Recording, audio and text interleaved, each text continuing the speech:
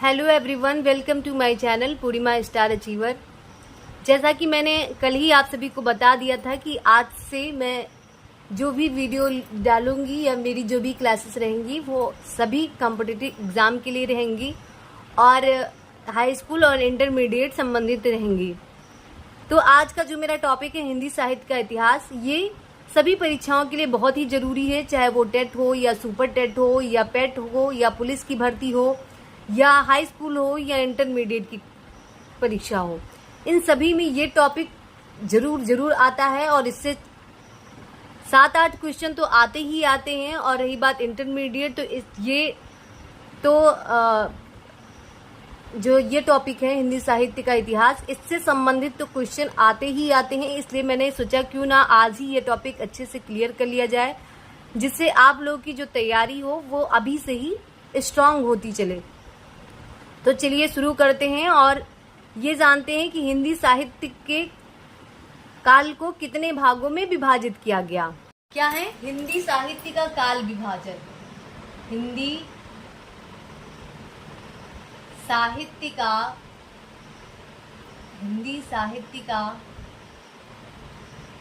काल विभाजन।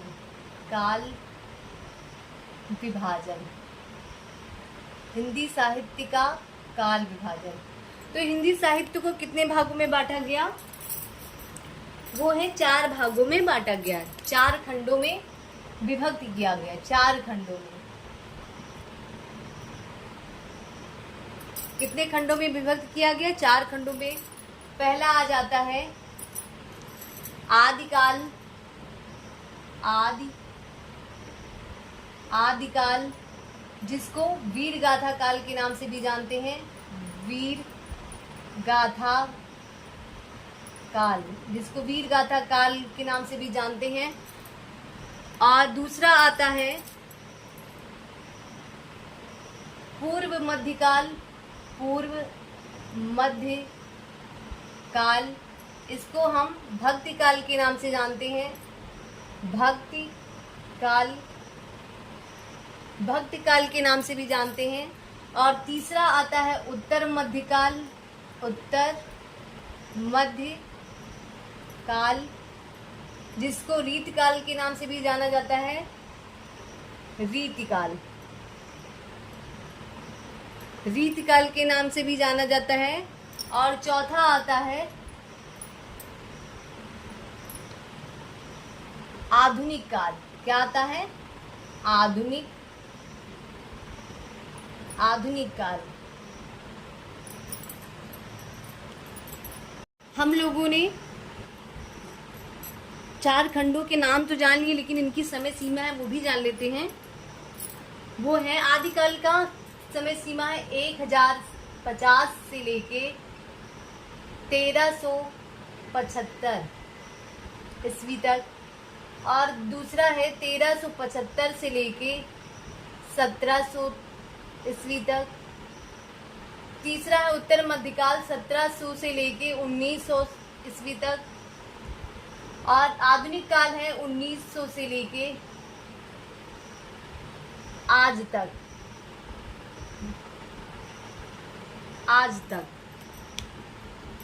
हिंदी साहित्य का काल विभाजन, इसको 4 खंडों में विभक्त किया गया। पहला है आदिकाल, जिसको वीर गाथा काल के नाम से जानते हैं, जिसकी समय सीमा 1050 से लेके 1375 ईस्वी तक है। फिर आता है पूर्व मध्यकाल, जिसको भक्ति काल के नाम से जानते हैं, वो है उसकी समय सीमा है 1375 से 1700।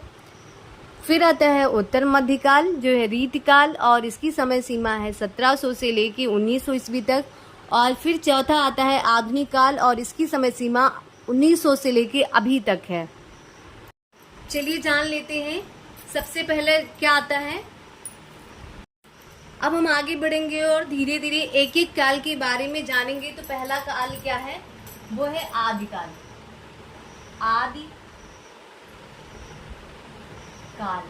पहला क्या है? आदिकाल। इसके कुछ और अन्य नाम हैं, चलिए जान लेते हैं। पहला नाम क्या आता है? वीर गाथा काल। वीर गाथा काल, वीरगाथा काल, वीजोपन काल, बीजवपन काल, प्रारंभिक काल, प्रारंभिक काल,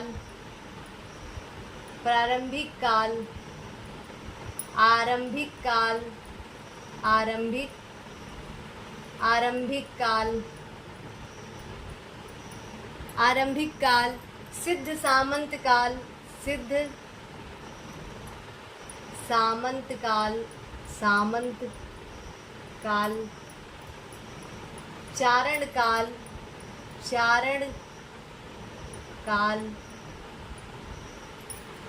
चारण काल, वीर काल, वीर काल,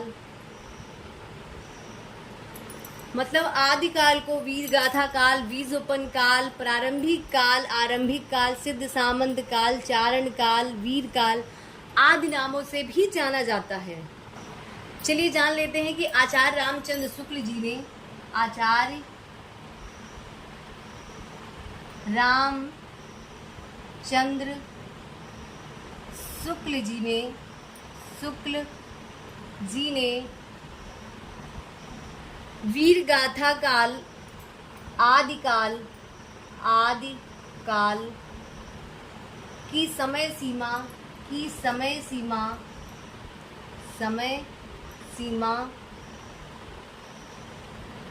1000 से लेके 1350 ईस्वी बताया है।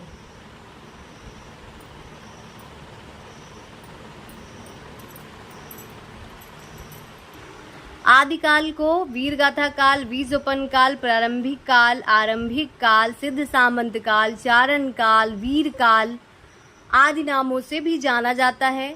और आचार्य रामचंद्र शुक्ल जी ने आदिकाल की जो समय सीमा वो है 1000 ईस्वी से लेकर 1350 ईस्वी तक बताया है। चलिए आगे बढ़ते हैं और आदिकाल की प्रवृत्तियों के बारे में जान लेते हैं। प्रवृत्तियां मतलब विशेषताएं।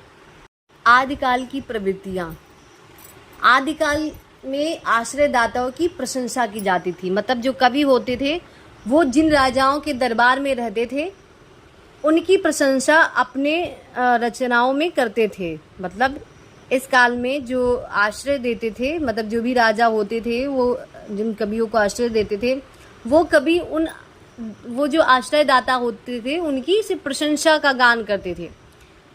आदिकाल में वीर रस की प्रधानता होती थी। इसमें जो कृति की जाती थी, उसमें जो रचनाएं होती थी वो वीर रस से परिपूर्ण होती थी। आदिकाल में कवि युद्धों का सजीव चित्रण करते थे। मतलब ऐसा प्रतीत होता था कि जब आप उस रचना को पढ़ते थे तो ऐसा लगता था कि जैसे युद्ध आपके आंखों के सामने चल रहा है। आदिकाल में बहुत सारी ऐसी रचनाएं हैं जो अप्रामाणिक हैं। आदिकाल में डिंगल पिंगल भाषाओं का प्रयोग किया जाता था। एक बार फिर से समझ लेते हैं। इसमें आदिकाल में कवि आश्रयदाताओं की प्रशंसा करते थे। वीर रस की प्रधानता बहुत ज़्यादा होती थी और इसके साथ साथ श्रृंगार रस में भी कविताएं लिखी गई हैं, रचनाएं हुई हैं। युद्धों का सजीव चित्रण होता था। इस आदिकाल में अप्रामाणिक रचनाएं भी मिलती हैं और आदिकाल में डिंगल पिंगल भाषाओं का प्रयोग भी किया जाता था। आगे बढ़ते हैं और आदिकाल का नामकरण करने वाले लेखकों के बारे में जानते हैं। ये जानते हैं कि आदिकाल का नाम आदिकाल किसने रखा, वीर गाथा काल नाम किसने रखा, सिद्ध सामंत काल किसने रखा, ये जान लेते हैं। तो सबसे पहले जानते हैं कि आदिकाल का आदिकाल नाम किसने रखा। तो आदिकाल का आदिकाल नाम हजारी प्रसाद द्विवेदी जी ने रखा। हजारी प्रसाद द्विवेदी जी ने इस काल का नाम क्या दिया, आदिकाल। फिर महावीर प्रसाद द्विवेदी जी ने आदिकाल को क्या बताया, बीजवपन काल,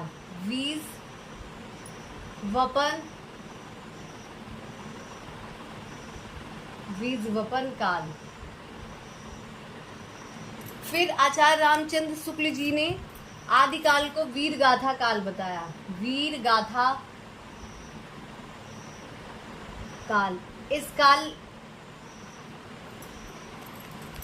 इस काल में वीरों की गाथा ज्यादा गाई जाती थी, इसलिए इसका नाम वीर गाथा काल पड़ा।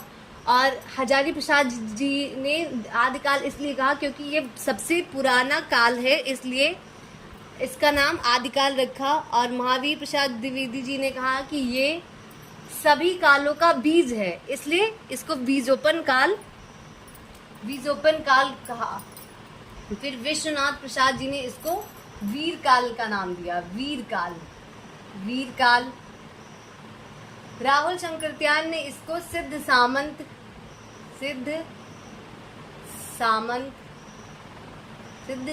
काल के नाम से संबोधित किया। फिर गणपति चंद्र शुक्ल जी ने इसको आरंभिक काल नाम दिया। क्या दिया? आरंभिक काल। और मिश्र बंधुओं ने इसे प्रारंभिक काल कहा। प्रारंभिक काल।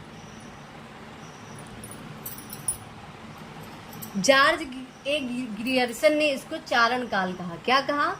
चारण काल। हजारी प्रसाद द्विवेदी जी ने आदिकाल नाम रखा। महावीर प्रसाद द्विवेदी जी ने आदिकाल को बीजोपन काल कहा। आचार्य रामचंद्र शुक्ल ने वीर गाथा काल नाम दिया। विश्वनाथ प्रसाद ने वीर काल से संबोधित किया। और राहुल शंकरत्याल ने आदिकाल को सिद्ध सामंत काल कहा। गणपति चंद्र शुक्ल ने इस काल को आरंभिक काल से संबोधित किया और मिश्र बंधुओं ने इसको प्रारंभिक काल कहा। और जॉर्ज ए ग्रियर्सन ने इसको चारण काल से संबोधित किया। चलिए आगे बढ़ते हैं और आदिकाल के प्रमुख कवि एवं उनकी रचनाएं जान लेते हैं। तो पहले कवि हैं वो हैं चंद्रवरदाई। इनकी जो रचना है वो पृथ्वीराज रासो है। ये हिंदी का प्रथम महाकाव्य है और इसको ब्रज भाषा में लिखा गया। दूसरे कवि हैं दलपत विजय और इनकी रचना है कुमार रासो। फिर आते हैं नरपति नाल, इनकी रचना है विशल देव रासो। चौथे कवि हैं जगनिक, इनकी रचना परमाल रासो के नाम से जाना जाता है और इसे आलखंड भी कहते हैं। फिर पांचवें कवि हैं नाल सिंह भाट, इनकी रचना को विजयपाल रासो कहा जाता है। अगले कवि आते हैं विद्यापति, इनकी रचना को भी जान लेते हैं कीर्तिलता, कीर्ति पताका, पदावली, लिखनावली। एक बार फिर से समझ लेते हैं। चंद्रवरदाई, इनकी रचना है पृथ्वीराज रासो। दलपत विजय, इनकी रचना है कुमार रासो। तीसरे कवि हैं नरपति नाल, इनकी रचना है विशल देव रासो। चौथे हैं जगनिक, इनकी रचना है परमाल रासो और इसको आलखंड के नाम से भी जाना जाता है। फिर आते हैं नल सिंह भाट, इनकी रचना है विजयपाल रासो। फिर आते हैं विद्यापति, इनकी रचना है कीर्तिलता, कीर्ति पताका, पदावली, लिखनावली। चलिए आगे बढ़ते हैं और कवियों के बारे में जानते हैं। फिर सातवें कवि आते हैं स्वयंभू, इनकी रचना है परमचर्यु। फिर आते हैं सरहपा, इनकी रचना का नाम है दोहा कोश। फिर केदार भट्ट, इनकी रचना है जय चंद्र प्रकाश। फिर अगले कवि हैं अब्दुल रहमान और इनकी रचना है संदेश राशक। और फिर अगले कवि हैं विजय सेन सूरी, इनकी रचना है रेवंतगिरी रास। स्वयंभू की रचना है परमचर्यु। सरहपा की रचना है दोहा कोश। केदार भट्ट की रचना है जय चंद्र प्रकाश। अब्दुल रहमान की रचना है संदेश राशक और विजय सेन सूरी की रचना है रेवंतगिरी रास। आज हम लोगों ने हिंदी साहित्य के इतिहास में काल विभाजन समझा और कितने कालों में बांटा गया है वो जाना।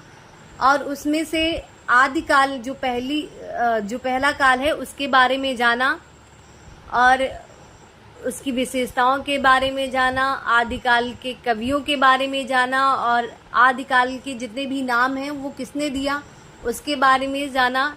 मैं आशा करती हूँ कि आज का ये टॉपिक आप सभी को बहुत अच्छे से समझ आ चुका होगा। कल हम लोग अगले वीडियो में पूर्व मध्यकाल और उत्तर मध्यकाल और आधुनिक काल के बारे में धीरे धीरे पढ़ेंगे। ऐसे ही मेरे वीडियो को पाने के लिए मेरे चैनल को सब्सक्राइब कर लीजिए, बेल आइकन प्रेस कर लीजिए और मेरे वीडियो को शेयर कीजिए। कमेंट करके ज़रूर बताइए कि आप सभी को मेरा वीडियो कैसा लगता है। धन्यवाद।